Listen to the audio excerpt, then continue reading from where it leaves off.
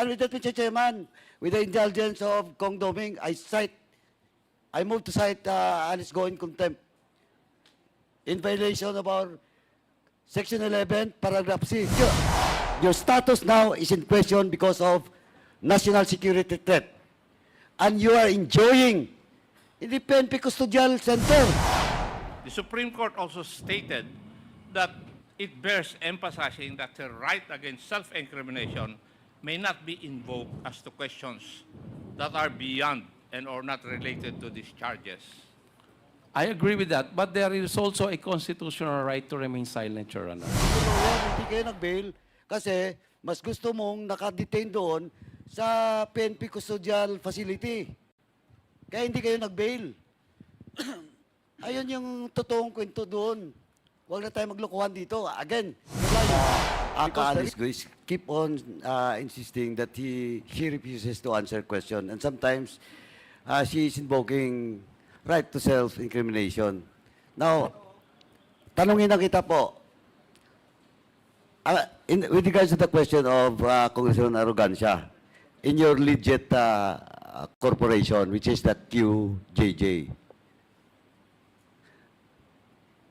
do you believe na wala po kayong violate doon? Any loss in the land? Mr. Chair, for all the businesses po... No, I'm just talking about QJJ. Opo, Please answer me directly. Yes or no? I Do you invoke believe? my right against Oh, self-incrimination now, po. the question, what is incriminating, Miss Alice Guo? Alam mo, your refusal to answer relevant query from Congressman Arrogancian and all other members since early morning, we will cite you in contempt. We will cite you in contempt, though there is a contempt order from the Senate. You are now detained in Camp Crame. Well, in fact, I will ask the PNP and the court why you were granted to be detained doon sa Philippine Custodial sa center doon sa Camp Crame. Now, if you keep on answering, walang sana incriminating doon. Your case is about Pogo. Your case is about Pogo, and your refusal to answer relevant questions in this committee is contemptible offense. Now, will you answer directly to the question being raised? That will be your last warning.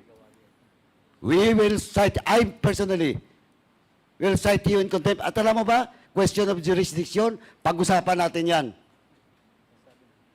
Sarap ng buhay mo doon eh. Well, in fact, PNP, who is the highest official now in the police force. Well, in fact, Kibuloy is detained now, but you. Your status now is in question because of national security threat. And you are enjoying in the PNP Custodial Center while Kibuloy is detained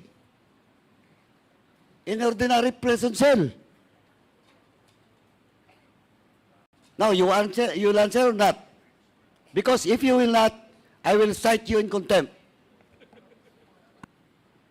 Question of jurisdiction, pag-usapan yan ng committee to, ng leadership of the House and the Court.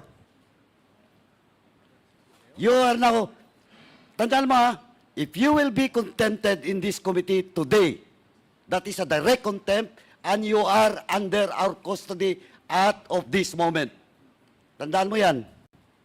Unless the committee will not join me for you to be detained in the House premises or you will be detained in the Women's Correctional.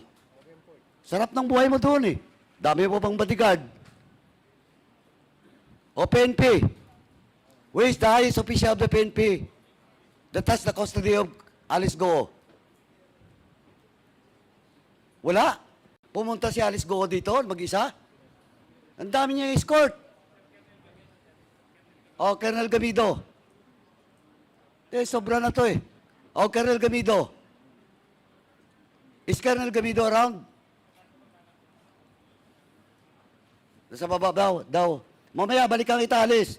Alice, attorney, please request the chair before you give advice to your lawyer, to your client.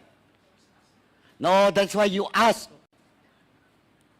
Alice Guo, the parliamentary rules in the House is for the lawyer or the counsel to ask permission to the chair before you give advice to your client. I want you, attorney. Now, wala pa dito yung PNP. Mr. Chairman, may supposedly motion unless pag-isipan ni Alice Guo, I will just hold in abeyance my possible contempt motion, Mr. Chairman. Thank you. Mr. Chair, Okay, with the indulgence of Congressman Arrogancia. It's okay. Congressman Akop. Maliit na lang. may I have the permission of the chair to ask the lawyer of Madam Alice Guo? Please proceed. Attorney David, Good morning, Your Honor. Good afternoon. Sorry. yeah. Good afternoon. You're aware of the Standard Charter case, right? Excuse me, Your Honor. You're aware of the Standard Charter case, No, Your Honor. where the court or the Supreme Court distinguished an ordinary witness from an accused.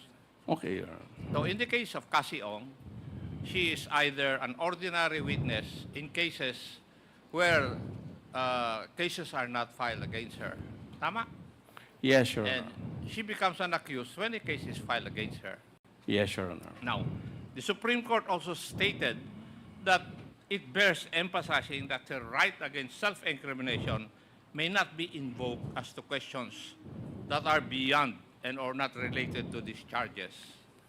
I agree with that, but there is also a constitutional right to remain silent, Your Honor. Yeah, I agree with that. But Yeah, sure. it's the ruling of the Supreme Court. There is no No, arguing may on I that. ask from you whether, when we ask questions not related to the cases filed by the appropriate agencies, she is here as an ordinary witness, not an accused. Would you agree with that? I agree with that, but Then, we cannot. It's finished. Let me. Okay, Your Honor, please. Diba? You Yes, have Your Honor. admitted it already. Now, is there an exception to that? There is no exception, But Your then, Honor. your client, you advise your client to answer questions that are not related to the cases filed against her. Your Honor, whether to tell my Otherwise, client. I will follow the idea of the Honorable Paduano. I will support his contention. Ms. Alice Guo. So you're asking now this committee to have an executive session with regards to the person that helps you for your escape? Mr. Chair, since regarding po dun sa safety ko po, Kaya nga, hindi, Yeah. tinatanong muna kita. Kasi, Alice Guo, alam mo, kung walang basbas, yung sasabihin mo sa executive session, mas lalo kang magka-problema. Kung walang saysaya, kung walang weight, walang bigat. Baka si Duan Ren Wo na naman yan. Baka yung pangalan na binigay mo sa Senate, Your Honor, wala po akong binigay na ganung pangalan po sa Senate po. wala kang binigay na pangalan, so ibibigay mo dito sa amin. Wala po akong binigay po na Hindi, pero pangalan tanong po ko na muna. mention niyo po. Bibigay mo dito sa amin. Your Honor, okay lang po ba kausapin ko po yung lawyer po? Hindi, tanong ko lang, tinanong na kita kanina eh. You're asking for an executive session, di ba? Now question, vital ba yon? May bigat ba yon? Baka mamaya, ang sasabihin mo lang naman is, wala rin kwenta. Mas didinan kita, doon mismo, pagbalik dito, pa-content na kita. Oh, because you're using our time here. Hindi. Siguraduhin mo muna. Sigurado ka pa? Baka mamaya, sinasabi ko lang sa iyo, kasi if we grant that executive session na you're asking, dapat sigurado ka.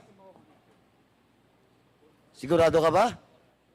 Your Honor, if ever po na pagbigyan po ako sa executive session po, sasabihin ko po kung bakit po ako nagkaroon po ng death threat at paano po nangyari And po then, yung question pag-alis dito, sino? Ang tanong kasi kanina, sino?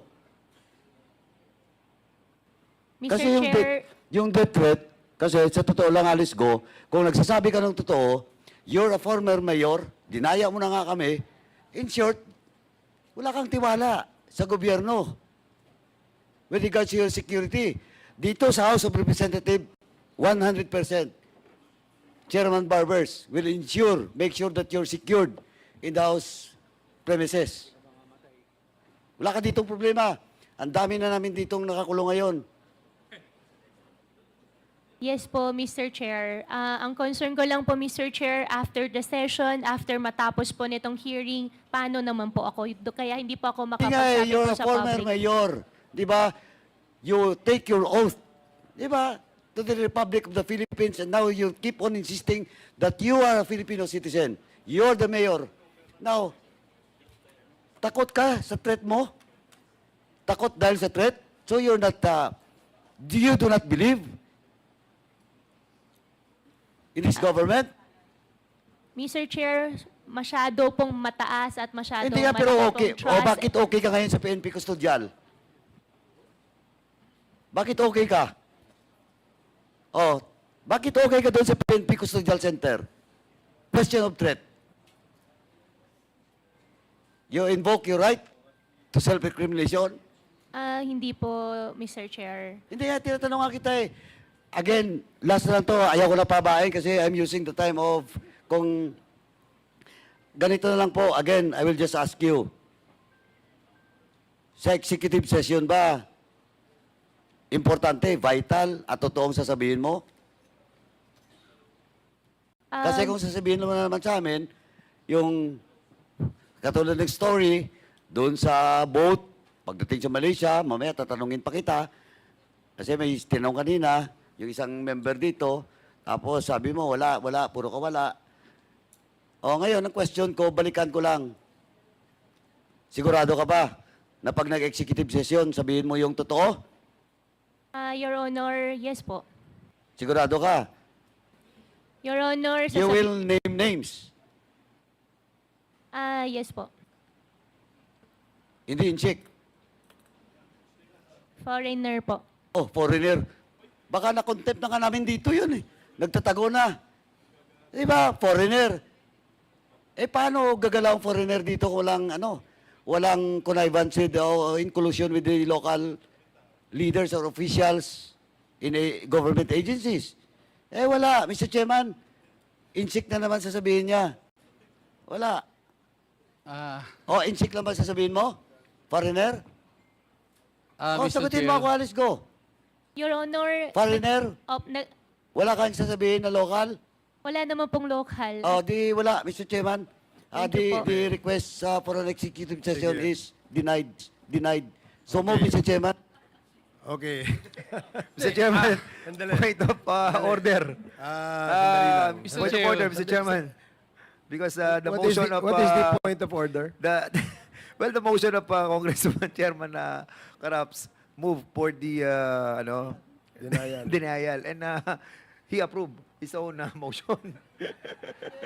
So, may I be clarified on? Okay, allow the chair first to respond. Alice Guo, you're not answering the query of the good congressman. At tinatanong niya, yung kaso mo na nakadetain ka. Anong kaso mo? Bailable ba o hindi? Bailable, tama. Yung sa ombudsman po. Available. Ang pangalawang tanong ko sa iyo, bakit hindi kayo nagbe-bail? Bailable pala. Your Honor, hinintayin din po namin yung lumabas po yung isang kaso po. You're not answering the query. Bakit hindi kayo nag-bail? Magkano bang bail ban supposedly? Magkano? Mr. Chair, okay lang po. Tanong ko lang po sa lawyer. Tanungin mo, magkano bail ban, Po. Mr. Lawyer?